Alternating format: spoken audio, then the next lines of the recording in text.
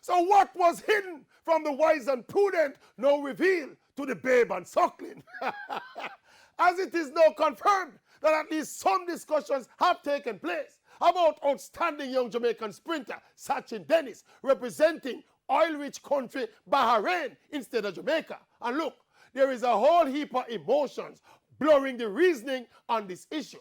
Because, of course, a Jamaican athlete might be choosing to represent another country, compounded by a mother's passionate and almost tearful plea for inclusion.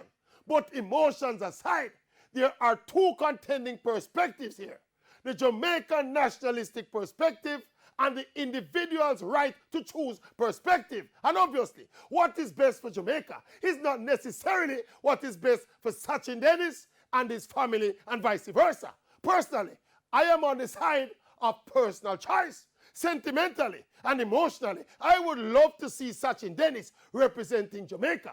But if cash-rich Bahrain puts enough money on the table, I have no problem with the youth and his management, which includes his father, taking up the offer, especially in this ungrateful world of sports.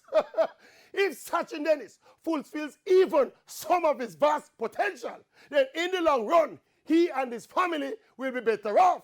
Jamaica would only be missing some feel-good moments. And remember this, Sachin Dennis and his father, and even his now disgruntled mother, none of them can carry feel-good moments and patriotism. Yeah, man. Go for Mr. Chin shop. Mr. Chin want the money. Yeah. Mr. Chin, sell me a pound of flour there. I want a piece of patriotism. Hold this.